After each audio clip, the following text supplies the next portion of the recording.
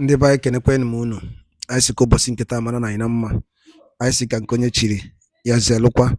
Dịka o si dị ya bụkwa Easter News 24 ka anyị si were wetara ya bụ ozi unu je gị n'ugbu a n'iru akwụkwọ n'ụbọchị uruchi nke taa gbasata maka ya bụ ife na-eme n'obodo nọ n'ime ya anụ nwere onwe a na-azụ n'ala Igbo.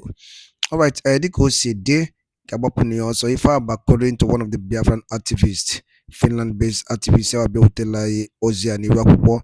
Quote, because before I got you know if I try to one good town deserve another. Yes, ka ị na-echere mmadụ echiche marakwa na n'ebrochi onye ahụ unu gee ntị n'oge gara aga itiri unu n'iru akwụkwọ ka I call some memory back n'oge gara aga itiri unu n'iru akwụkwọ gbasata maka vice president of Nigeria bụ Shetima, his statement on the UN oje na UN ife nwanne ya nwoke bụ Buhari kwuru na-ebe na-eti sinyezie ndị Pakistan their freedom not go do onye ọkụ na-agbabe ya ọlọpụ ọkụ na-agbabe ya General Chuoke yes so ife mmeti ya then after ka nwanne ya nwoke kwuchara okwu ruo na tana ya izigi ebe ahụ jekweje na-repeat the same thing nwanne ya nwoke kwuru na-eti mkpu na-ebe sinyezie ndị Palestine their freedom. Mana ife wetara n'ụbọchị nke taa bụ gee nọtụkwunu n'ife Prime Minister of Israel reply to that statement. Ị ga-esi ebe ife achọọ m ka asị m ndị Biafra jee uwe na ọnwụ na mmeri na-abịa. Alright, over to you. By many of the speakers at this podium, I decided to come here and set the record straight.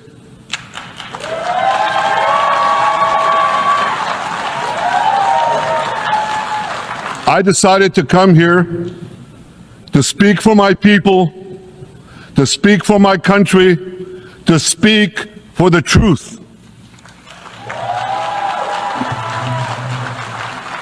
And here's the truth. Israel seeks peace. Israel yearns for peace. Israel has made peace and will make peace again.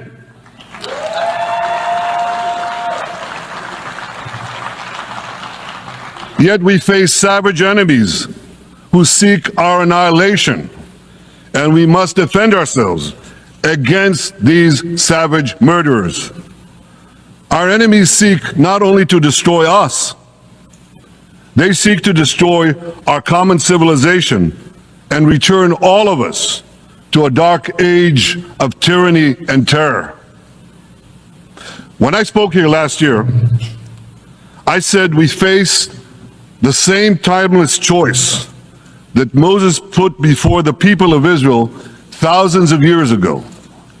As we were about to enter the Promised Land, Moses told us that our actions will determine whether we bequeath to future generations a blessing or a curse.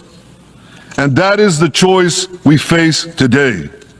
The curse of Iran's unremitting aggression or the blessing of a historic reconciliation between Arab and Jew. In the days that followed that speech, the blessing I spoke of came into sharper focus. A normalization deal between Saudi Arabia and Israel seemed closer than ever. But then came the curse of October 7th.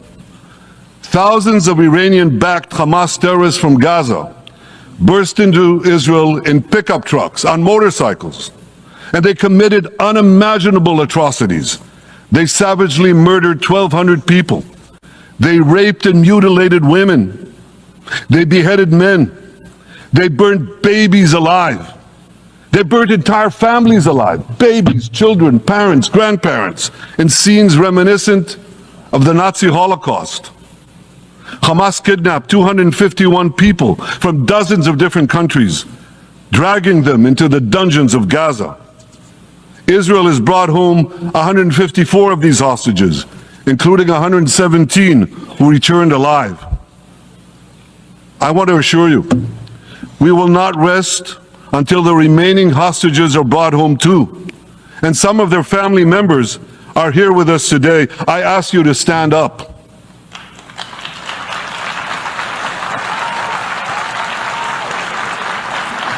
With us With us is Eli Stevie, whose son Idan was abducted from the Nova Music Festival. That was his crime. A music festival. And these murderous monsters took him. Kobe Smirno, whose son Jonathan was murdered, and his corpse was taken into the dungeons, into the terror tunnels of Gaza. A corpse held hostage. Salim Al-Atrash, whose brother Muhammad, a brave Arab Israeli soldier, was murdered. His body too was taken to Gaza.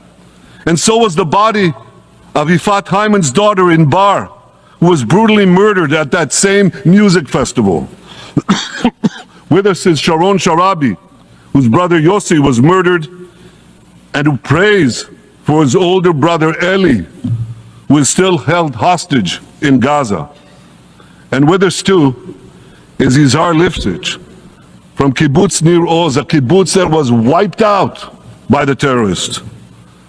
Thankfully, we achieved the release of his mother Yocheved, but his father Oded is still languishing in an underground terrorist hell of Hamas. I again promise you, we will return your loved ones home. We will not spare that effort until this holy mission is accomplished.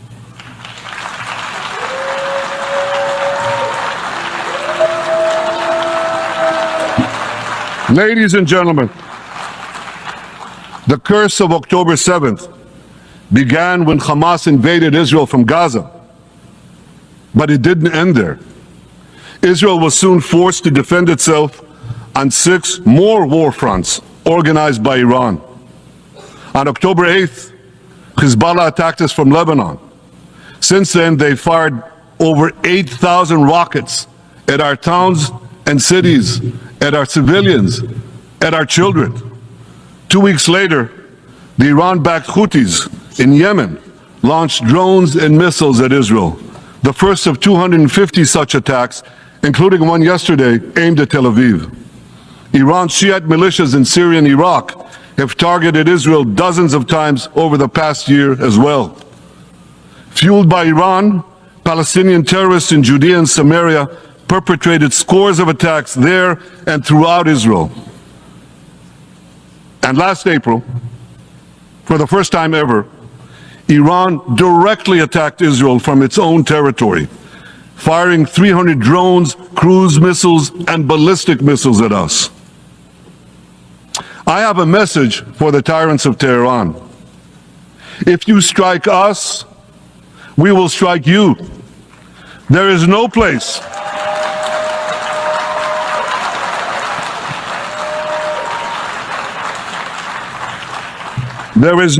in Iran that the long arm of Israel cannot reach. And that's true of the entire Middle East. Far from being lambs led to the slaughter, Israel's soldiers have fought back with incredible courage and with heroic sacrifice. And I have another message for this assembly and for the world outside this hall. We are winning.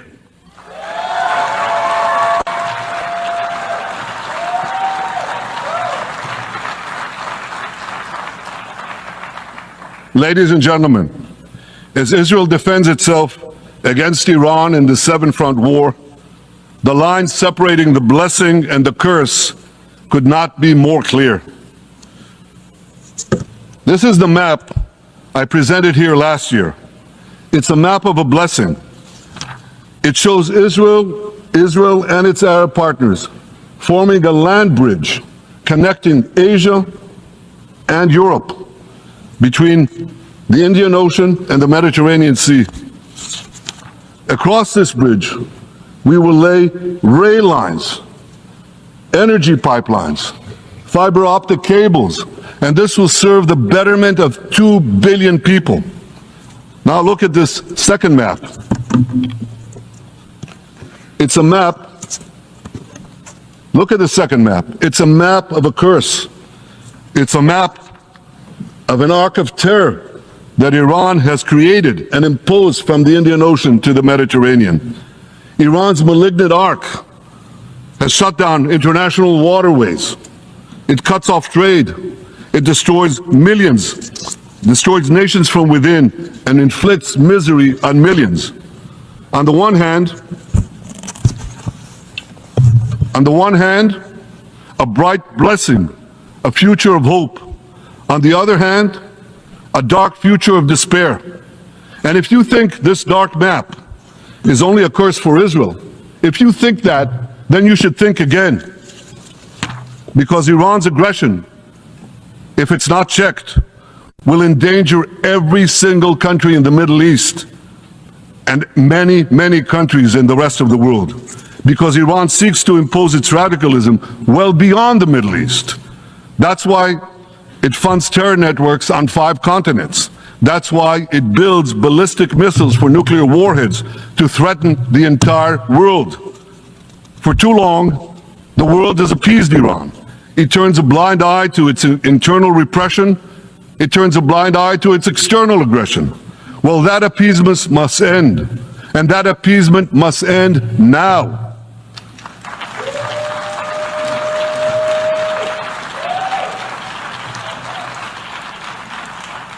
Nations of the world should support the brave people of Iran who want to rid themselves of this evil regime. Responsible governments should not only support Israel in rolling back Iran's aggression, they should join Israel. They should join Israel in stopping Iran's nuclear weapons program. In this body, in the Security Council, we're going to have a deliberation in a few months. And I call on the Security Council to snap back UN Security Council sanctions against Iran, because we must all do everything in our power to ensure that Iran never gets nuclear weapons.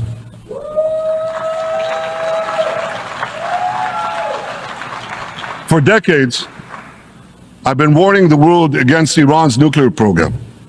Our actions delayed this program by perhaps a decade, but we haven't stopped it.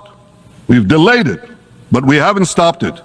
Iran now seeks to weaponize its nuclear program for the sake of the peace and security of all your countries. For the sake of the peace and security of the entire world, we must not let that happen. And I assure you, Israel will do everything in its power to make sure it doesn't happen.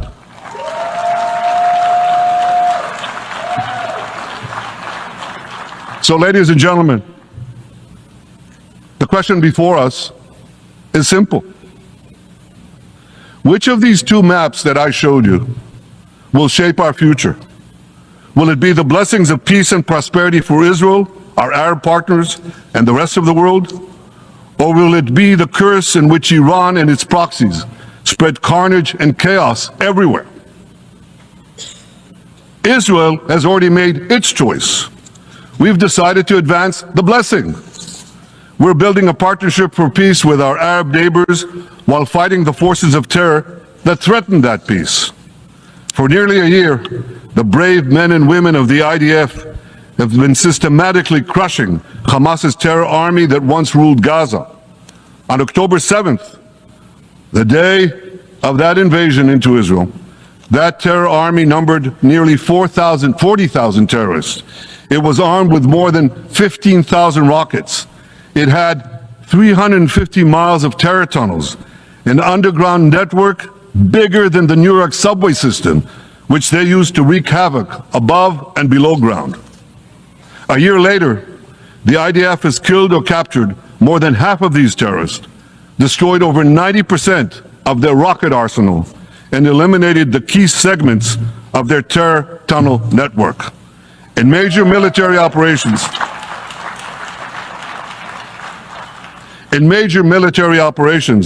we destroyed nearly all of Hamas's terror battalions, 23 out of 24 battalions. Now, to complete our victory, we are focused on mopping up Hamas's remaining fighting capabilities. We are taking out senior terrorist commanders and destroying remaining terrorist infrastructure. But all the while, and I'll say this one more time, we remain focused on our sacred mission bringing our hostages home. And we will not stop until that mission is complete. Now, ladies and gentlemen, even with Hamas's greatly diminished military capability, the terrorists still exercise some governing power in Gaza by stealing the food that we enable aid agencies to bring into Gaza. Hamas steals the food, and then they hike the prices. They feed their bellies, and then they fill their coffers with money that they extort from their own people. They sell the stolen food at exorbitant prices. And that's how they stay in power. Well, this too has to end, and we're working to bring it to an end.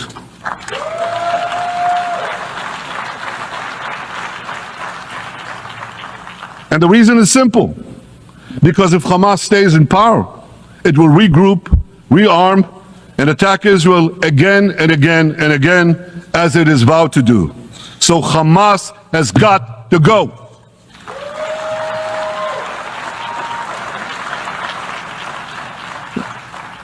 Just imagine, for those who say, well, Hamas has to stay, it has to be part of a post-war Gaza, imagine in a post-war situation in World War II, imagine allowing the defeated Nazis in 1945 to rebuild Germany. It's inconceivable, it's ridiculous. It didn't happen then, it's not going to happen now.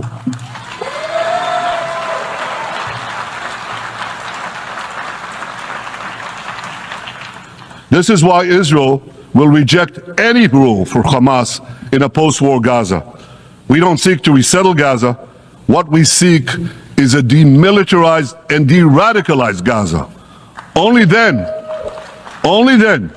can we ensure that this round of fighting will be the last round of fighting.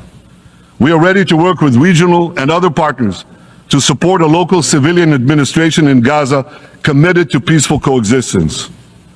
As for the hostages, I have a message for the Hamas captors. Let them go. Let them go. All of them. Those alive today must be returned alive, and the remains of those whom you brutally killed must be returned to their families. Those families here with us today, and others in Israel, deserve to have a resting place for their loved ones, a place where they can grieve and remember them. This war, ladies and gentlemen, this war can come to an end now. All that has to happen is for Hamas to surrender, lay down its arms, and release all the hostages. But if they don't, we will fight until we achieve victory, total victory. There is no substitute for it.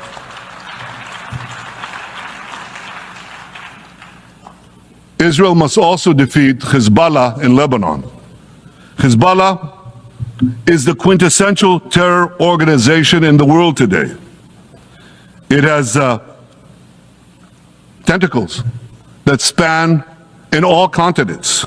It has murdered more Americans and more Frenchmen than any group except bin Laden. It's murdered the citizens of many countries represented in this room. And it has attacked Israel viciously over the last 20 years, in the last year, completely unprovoked. A day after the Hamas massacre, on October 7th, Hezbollah began attacks against Israel, which forced more than 60,000 Israelis on our northern border to leave their homes, becoming refugees in their own land. Hezbollah turned vibrant towns in the north of Israel into ghost towns. So I want you to think about this in equivalent American terms. Just imagine if terrorists turned El Paso and San Diego into ghost towns. Then ask yourself, how long would the American government tolerate that? A day? A week? A month? I doubt they tolerate it even for a single day. Yet Israel has been tolerating this intolerable situation for nearly a year. Well, I've come here today to say enough is enough.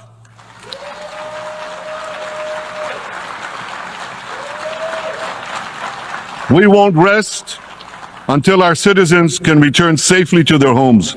We will not accept a terror army perched on our northern border, able to perpetrate another October 7th style massacre. For 18 years, Hezbollah brazenly refused to implement UN Security Council Resolution 1701, which requires it to move its forces away from our borders. Instead, Hezbollah moved right up to our border. They secretly dug terror tunnels to infiltrate our communities and indiscriminately fired thousands of rockets into our towns and villages. They fire these rockets and missiles not from military sites, not from that. They do that too.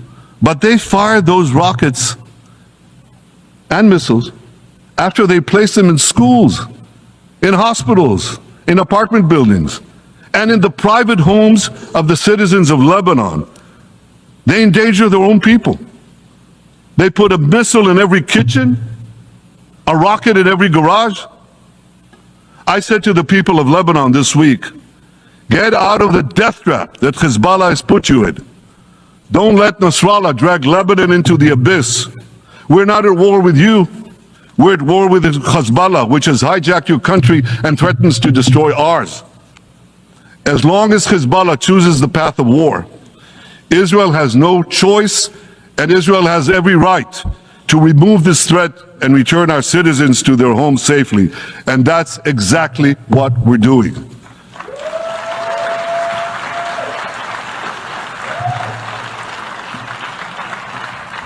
Just this week, the IDF destroyed large percentages of Hezbollah's rockets, which it built with Iran's funding for 3 decades. We took out senior military commanders who not only shed Israeli blood, but American and French blood as well. And then we took out their replacements, and then the replacements of their replacements. And we'll continue degrading Hezbollah until all our objectives are met.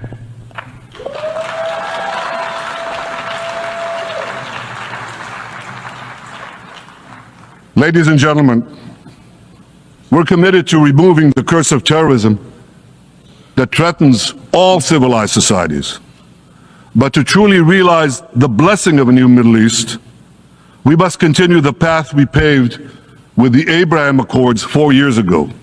Above all, this means achieving a historic peace agreement between Israel and Saudi Arabia.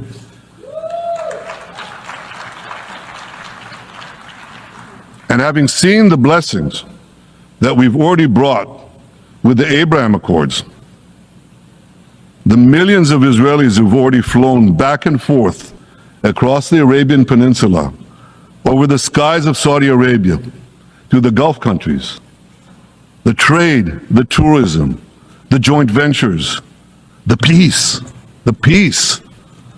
I'd say to you, what blessings such a peace with Saudi Arabia would bring. It would be a boon to the security and economy of our two countries. It would boost trade and tourism across the region. It would help transform the Middle East into a global juggernaut. Our two countries could cooperate on energy, water, agriculture, artificial intelligence, and many, many other fields. Such a peace, I'm sure, would be a true pivot of history. It would usher in a historic reconciliation between the Arab world and Israel, between Islam and Judaism, between Mecca and Jerusalem. While Israel is committed to achieving such a peace, Iran and its terror proxies are committed to scuttling it. That's why one of the best ways to foil Iran's nefarious designs is to achieve the peace. Such a peace would be the foundation for an even broader Abrahamic alliance. And that alliance would include the United States, Israel's current Arab peace partners, Saudi Arabia, and others who choose the blessing of peace. It would advance security and prosperity across the Middle East and bring enormous benefits to the rest of the world. With American support and leadership, I believe this vision can materialize, and much sooner than people think. And as the Prime Minister of Israel, I will do everything in my power to make it happen. This is an opportunity that we and the world should not let go by.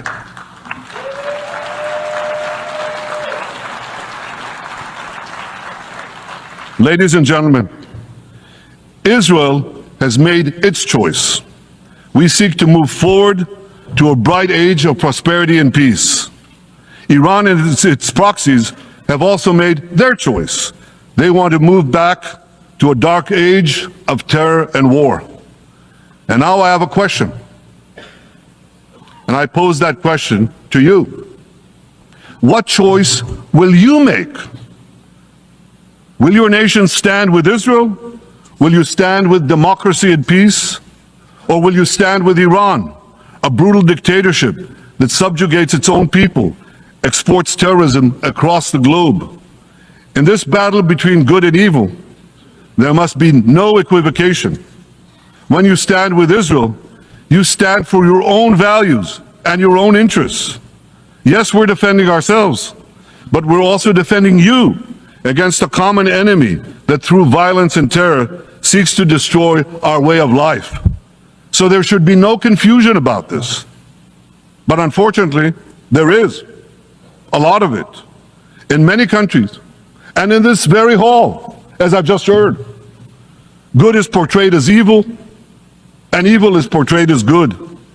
We see this moral confusion when Israel is falsely accused of genocide, when we defend ourselves against enemies who try to commit genocide against us. We see this too when Israel is absurdly accused by the ICC prosecutor of deliberately starving Palestinians in Gaza. What an absurdity. We bring in 700,000 tons of food into Gaza. That's more than 3,000 calories a day for every man, woman, and child in Gaza. We see this moral confusion when Israel is falsely accused of deliberately targeting civilians. We don't want to see a single person, a single innocent person die. That's always a tragedy. And that's why we do so much to minimize civilian casualties, even as our enemies use civilians as human shields. And no army has done what Israel is doing to minimize civilian casualties. We drop flyers, we send text messages, we make phone calls by the millions to ensure that Palestinian civilians get out of harm's way. We spare no effort in this noble pursuit. We see yet another profound moral confusion when self-described progressives march against the democracy of Israel. Don't they realize they support the Iranian-backed goons in Tehran and in Gaza? The goons who gun down protesters, murder women for not covering their hair, and hang gays in public squares, some progressives. According to the U.S. Director of National Intelligence, Iran funds and fuels many of the protesters against Israel. Who knows, maybe some of the protesters, or even many of the protesters outside this building now. Ladies and gentlemen, King Solomon, who reigned in our eternal capital Jerusalem 3,000 years ago, proclaimed something that is familiar to all of you. He said, "There is nothing new under the sun."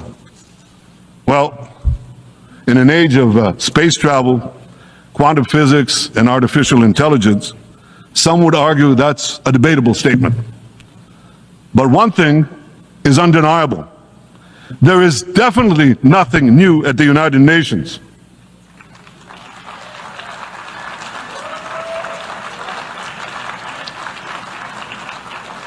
Take it from me.